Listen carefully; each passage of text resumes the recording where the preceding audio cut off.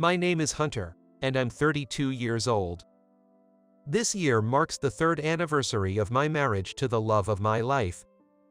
My wife, Emily, was a junior at my company, and I fell in love with her the day she was assigned to my department.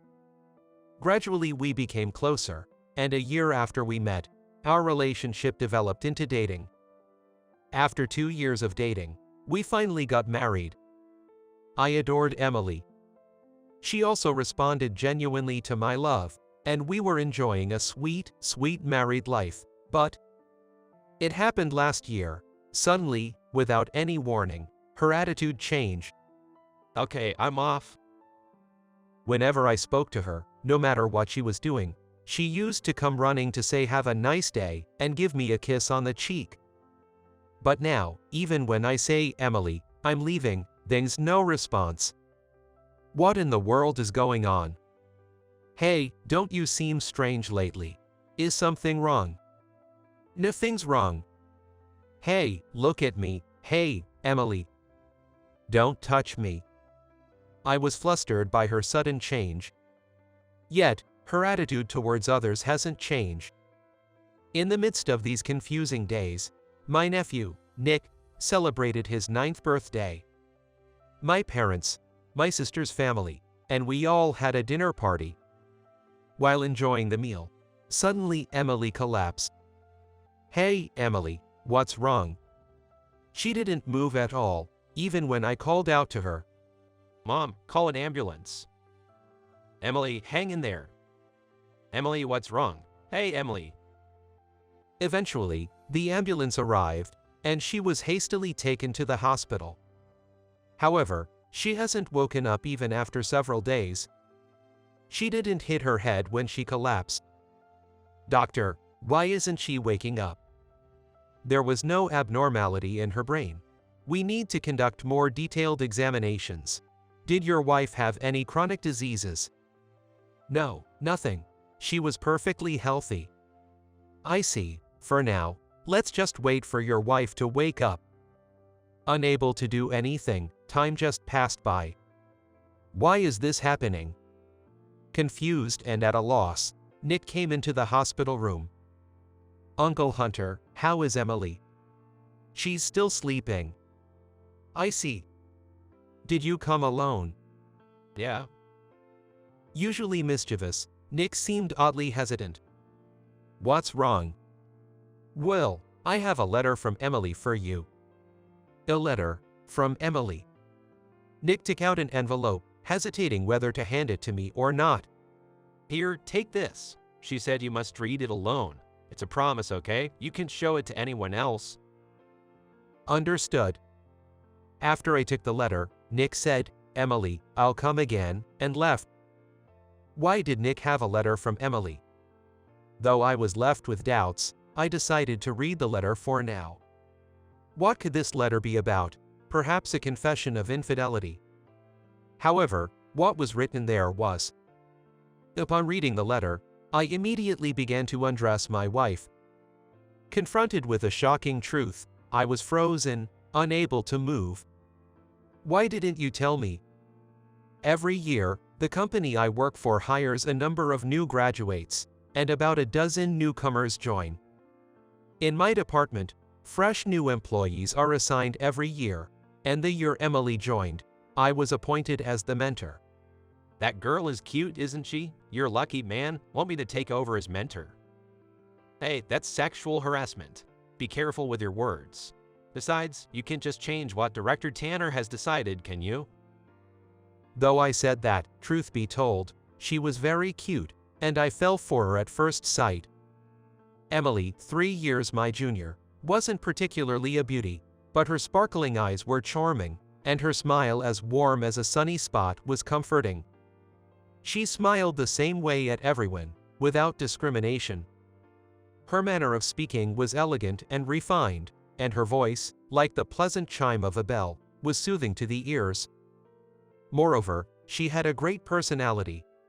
Sounds like a dream, right? Everyone was enchanted by her and wanted to take care of her in some way. Emily, let me carry that box for you. Thank you, but it's okay. It's empty. Don't worry about it. Even if you don't mind, Emily does. Sorry, Emily, for the weird scene here. It's okay, it's fun. Emily never made anyone feel like a villain or disliked anyone. Since this was her way in all matters, everyone, old and young, men and women alike, were charmed by her. Someone said she was the angel of the workplace, and indeed, that was true. Her presence soothed everyone tired from work. Emily was not only attentive but also competent at her job. Hunter, are these documents no longer needed? Yeah, I don't need them anymore. Then I'll put them back, okay? Thank you. She never missed a detail and handled tasks efficiently. Emily, could you tidy up the layout of this proposal? Understood. When is the deadline? She readily agreed and always made sure to check the deadline. She would complete the work half a day before the deadline. She transformed my rugged, bland proposals by appropriately incorporating diagrams and charts, making them look appealing. Thanks to her, presentations went smoothly. Hey, Hunter, aren't you giving Emily too much work? You can say no, you know. You are not his assistant? Yes, but working on Hunter's proposals is really educational for me. There you have it. Don't get carried away, okay? If you're overburdened, just tell me, and I'll set things straight. I'll keep that in mind. Thank you. Emily never made anyone feel bad. I think she's a well-rounded person. She was quick to learn when teaching her work, and once she understood, she was able to apply her knowledge. Her processing ability was high, and she was versatile in her arrangements. Above all, her creativity was outstanding. When a project that had been stagnating suddenly moved forward thanks to her, I was amazed. It's because of your good teaching. Emily said so, but I was just teaching her ordinary things. What kind of upbringing does one need to become such an incredible person? Being with her makes me feel like I'm becoming a better person myself. It's like fantastic magic. Her magic captivated even my heart. As I took care of her various needs in my role as her mentor, our distance naturally narrowed. It was natural that we started spending more time together, having lunch during meetings, and going out to check out competitors' products. After all, I had fallen for her at first sight, and the more time I spent with her, the deeper her charm became. My pure feelings eventually reached Emily, and slowly but surely, she began to notice me as well. About a year later, we happily became a couple. What did you teach Emily? Just work stuff, obviously. You're aiming for a different goal, aren't you? Jealous, are you? Our relationship quickly became known at work, but nobody criticized us. Just because we were in love didn't mean we slacked off at work. We were careful to draw a line between work and personal life. I didn't want to be seen as going soft because of romance. In fact, having a fulfilled heart and life only boosted my motivation and drove me to work harder. Having the best assistant. It made great work a certainty. When both work and private life are fulfilling, it makes a person kinder. Perhaps it's because you have more room in your heart. Scenes I hadn't noticed before started catching my eye, and when someone appeared to be in trouble, I found myself helping them unconsciously. It all came naturally. Isn't love wonderful? Hey Hunter, you've been looking really cool lately. Wasn't I always? I'll leave that without comment. No comment, huh? Hunter, when I see you, it makes me think that love is incredible. I want to experience a transformative love like yours. I've changed. You have a much nicer smile now. You're kinder, more considerate, and always smiling. The current you is incredibly handsome, thanks to Emily. I became uneasy about what image I had before, but thinking that I was in such a great love story made me feel bashfully proud. Having secured Emily, the most wonderful woman, my life began to accelerate. 2 years into our relationship, on her birthday, I made a once-in-a-lifetime proposal. Of course, she said yes. I was over the moon. To have Emily, loved and cherished by everyone, all to myself. Could there be anything more joyous? My euphoric self was brought back to earth by my colleague's warning. Don't tell me you're going to keep Emily locked up at home, Hunter. That would be a loss to society. That's right, it's a no-go. Emily is competent at work. If she wishes to continue, you shouldn't deprive her of that opportunity. Finally, even my boss Tyler chimed in. Hunter, you thinking of transferring to a regional office? Why would I? It's not good for both of you to be in the same workplace. Why should I be the one to move? It's everyone's consensus. That's ridiculous. Though I wasn't actually transferred to a regional location because of our marriage, the consensus was that it wasn't good for both of us to be in the same department, and Emily was transferred to another department. Of course, I ended up being resented by everyone. But I was happy.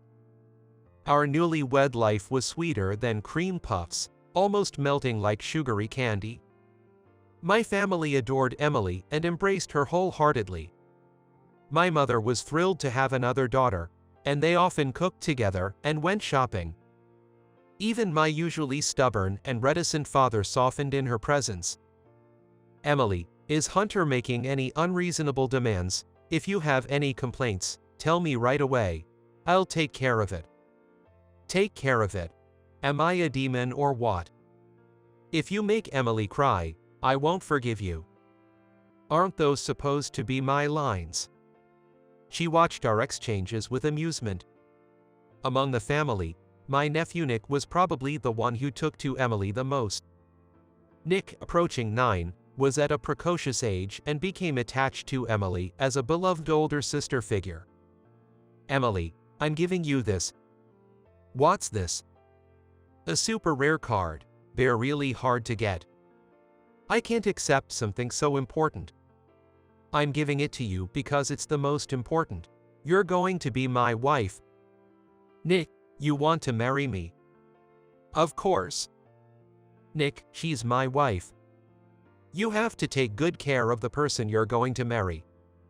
Listen, Nick, listen well. Emily, let's go play over there.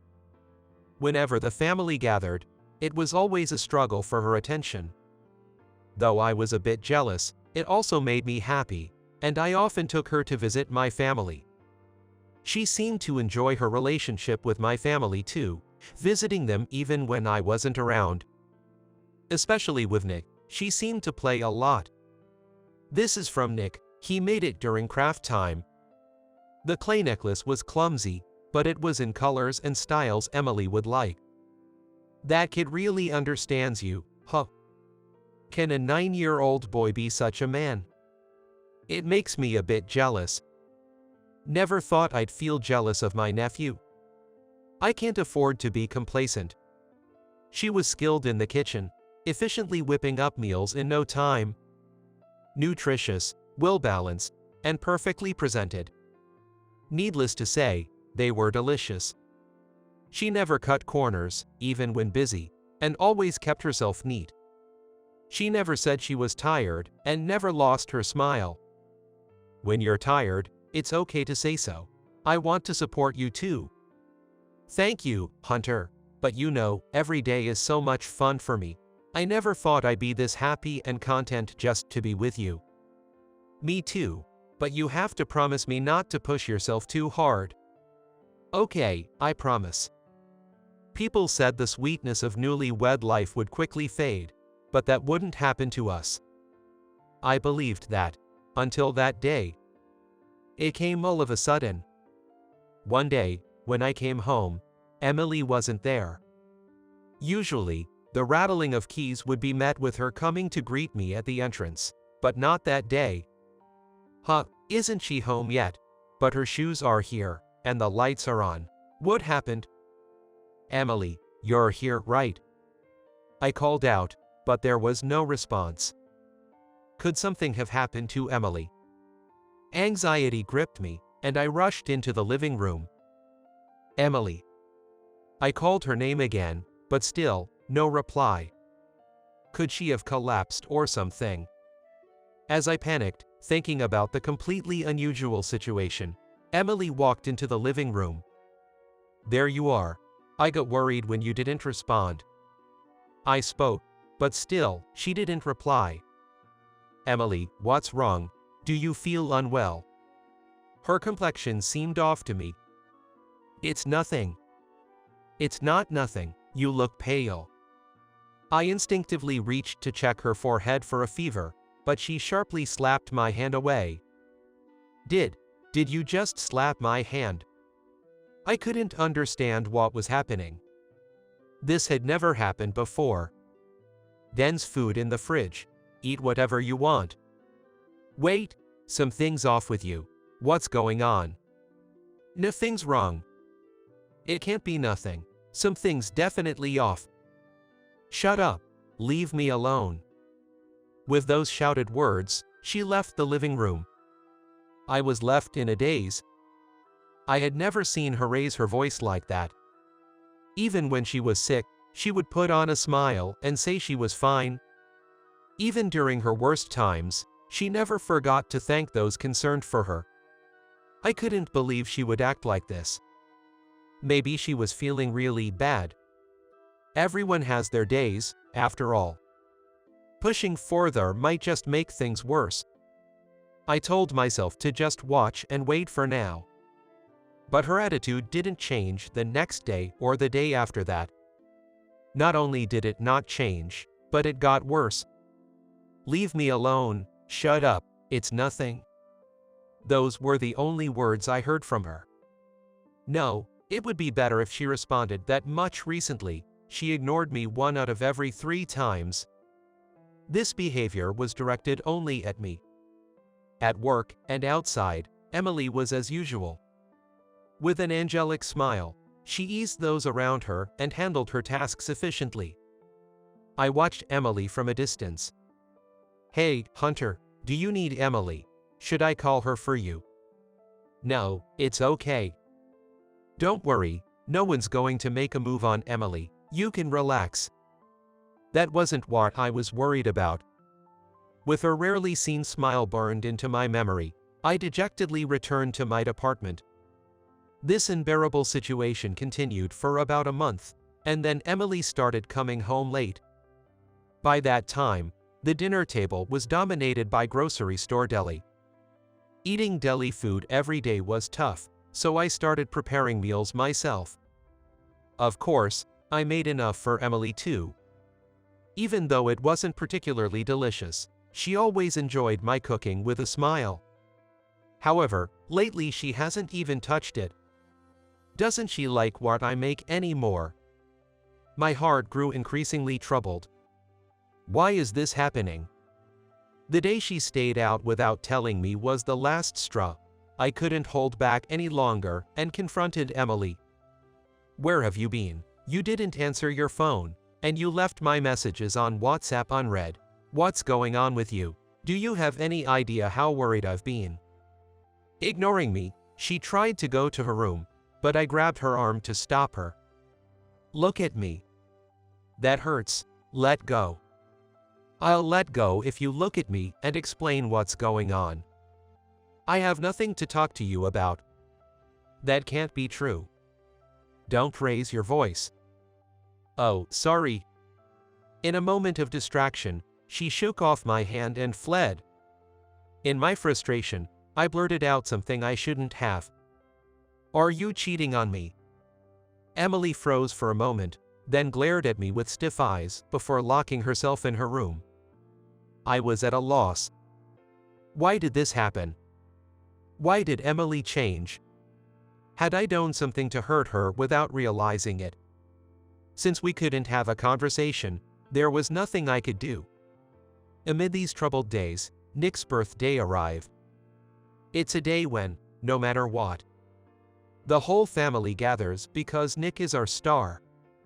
Normally, Emily and I would choose a gift together, but this year it seemed impossible. Just as I was wondering what to do, Emily had already prepared a gift. Sadly, she was still her usual self with everyone else but me. "Happy birthday, Nick. Here's a present from us." "Thank you. Can I open it?" "Of course." "Well, it's exactly what I wanted. Thank you, Emily." She was as adept as ever at choosing the perfect gifts, never missing the mark and always bringing out genuine smiles and gratitude. She truly had a talent for making people happy. I had no idea that Nick had wanted that item. How does she even find out these things?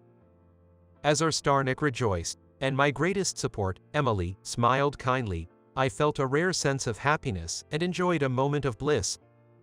Her cooking was, as always, the best. Nick, would you like some more meatloaf? Yes, please. I love your meatloaf.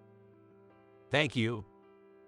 She stood up to get more servings and headed to the kitchen. Just then, there was a rattling crash. What happened? She knocked down the furniture nearby and then collapsed to the floor. No one could react in time. It was as if time had stopped. It felt like several minutes had passed, but it was probably just a few seconds. Hey, Emily, what happened? Emily didn't move an inch, even when I called out to her. Mom, call an ambulance. Emily, stay with us. Emily, what's wrong? Hey, Emily. Subsequently, she was taken by ambulance and admitted to the hospital. Days passed, and for some reason, she wouldn't wake up. "Dr. Johnson, why isn't she waking up?" There were no abnormalities in her brain. "We need to conduct more detailed tests. Did your wife have any pre-existing conditions?" "No, nothing. She's been completely healthy." "I see. For now, we just have to wait for your wife to wake up." What on earth is going on? Nothing makes sense. Are you cheating on me? Since then, we hadn't exchanged a single word. To think that might have been the last thing I said to her. Give me a break. As I was racked with worry, Nick entered the hospital room. "Hunter, how's Emily?" "She's still asleep." "I see. Did you come alone?" Yeah. Normally mischievous, Nick seemed oddly hesitant today. "What's wrong?" "Well, I have a letter from Emily for you." "A letter? From Emily?" He pulled out an envelope, hesitated for a while whether to hand it over, but finally seemed to resolve himself and offered it to me. Hear this. Emily said you must read it alone. It's a promise, okay? You can show it to anyone else. Got it. While many mysteries remained, as I took the letter, Nick said, "Emily, I'll come again," and left. Why would Nick have a letter from Emily? And why was such a letter even prepared? As my confusion tangled with questions, my anxiety deepened. For now, I decided to open the envelope and read the letter. What? I was immediately unsettled as I began reading. Written there was the shocking truth. Frantically, I tried to undress Emily but couldn't manage my hands properly due to my haste. As I managed to lift her hospital gown, I saw a clear surgical scar. What's going on? Why didn't you tell me? Why keep it to yourself? Was I that unreliable? Emily had been suffering from cervical cancer and had received a terminal diagnosis. She chose to hide this fact from me and face it alone. Emily, who had always had irregular periods, had been visiting the gynecologist regularly. During a routine checkup, the cancer was discovered. Being young, the progression was rapid, and Emily received a terminal prognosis. We didn't have children yet. Even if she overcame the cancer, it would likely be difficult for her to conceive in the future. Knowing this fact would surely devastate me, and I would do everything possible to help her. I would spend money, time, abandon my work, and do everything in my power for Emily. But she did not think this was right. If you're reading this letter, I might already be gone from this world. I had asked Nick to give you this letter if something happened to me. Something like what? I can't forget the look on his face when he asked that. I feel terrible for putting him in that position. Hey, Hunter, could you apologize on my behalf? I'm sorry for making such a weird request and for hurting him. That was how the letter began. This was Emily's will. She had left these last words in preparation for a day she knew would come, filled with her regrets and repentance. I never imagined it would come to this. I took care of my health, managed stress, and lived each day with a smile. What went wrong? When I was told I only had a little time left, I decided to keep it a secret from you, Hunter. Because I knew if you found out, you'd devote yourself entirely to me, right? You'd try everything to cure the disease. Of course, Emily was my treasure. You thought of course, right? Thank you, I'm really touched. But that's exactly why I can't allow it. Because if I didn't survive, Hunter, you would live with regret forever.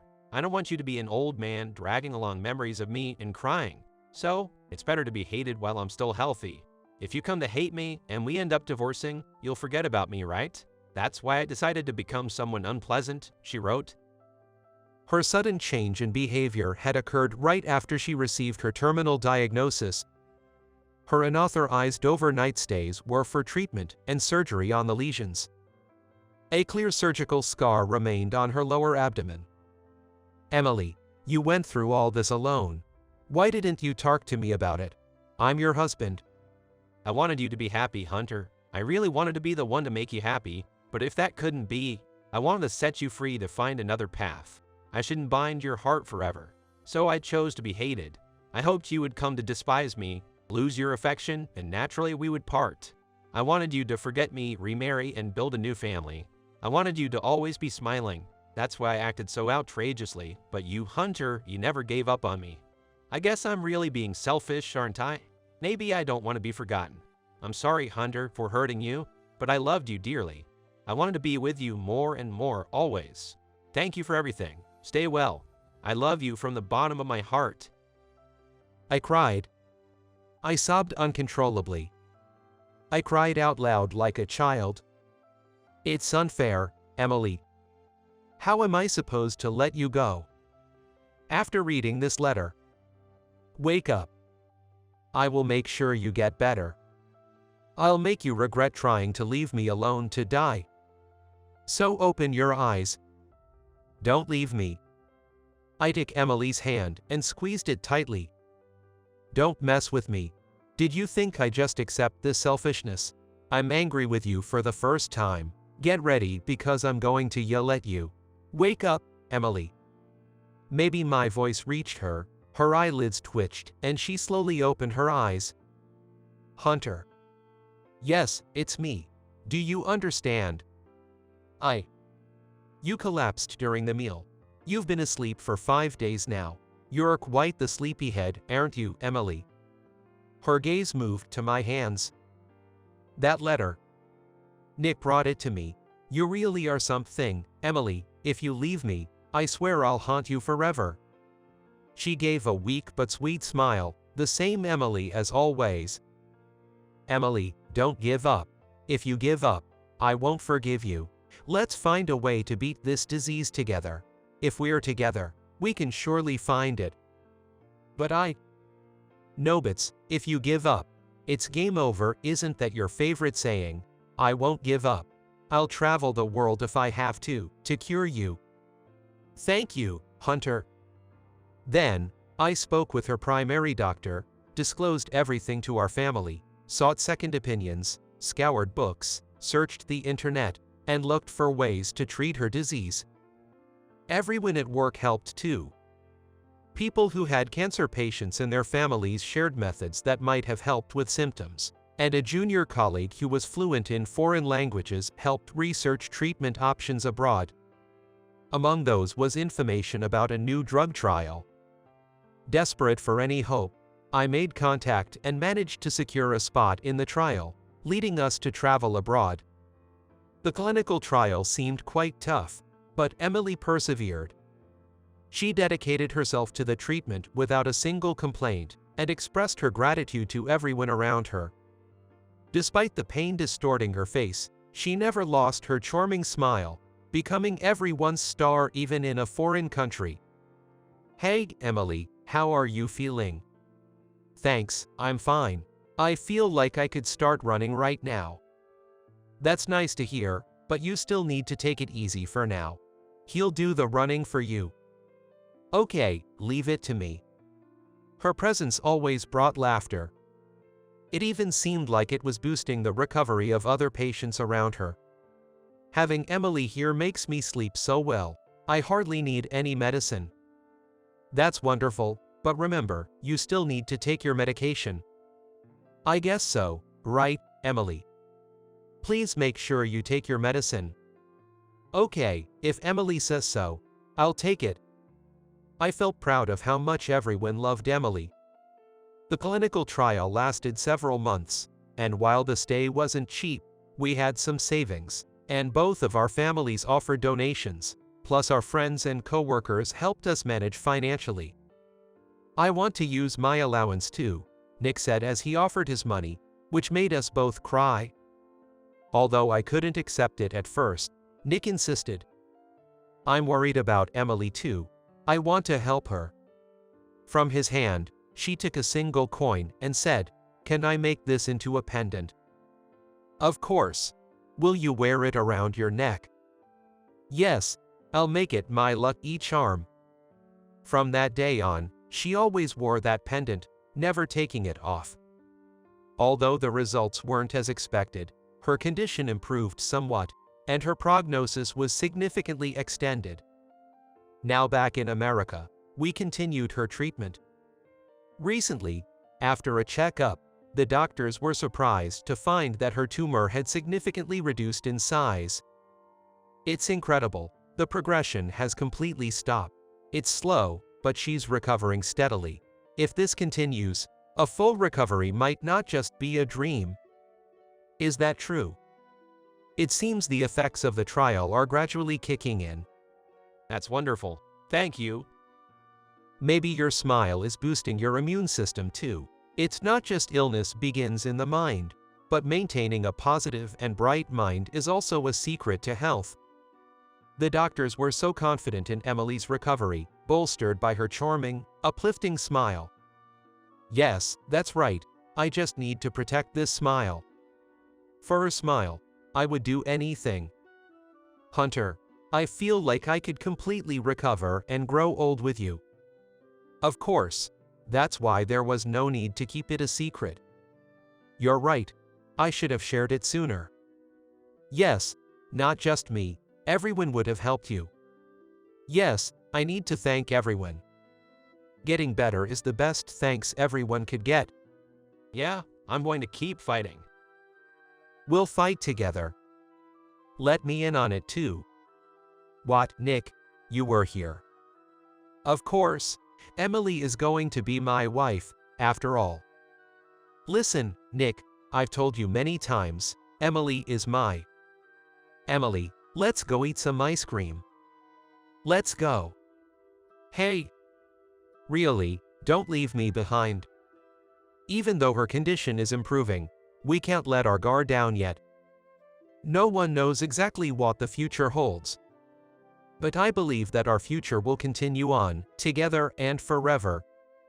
I'll never let Emily face anything alone again. Not only am I here for her, but there's also a large group of supporters surrounding her. In times of trouble, we'll rely on each other, help each other, and support each other.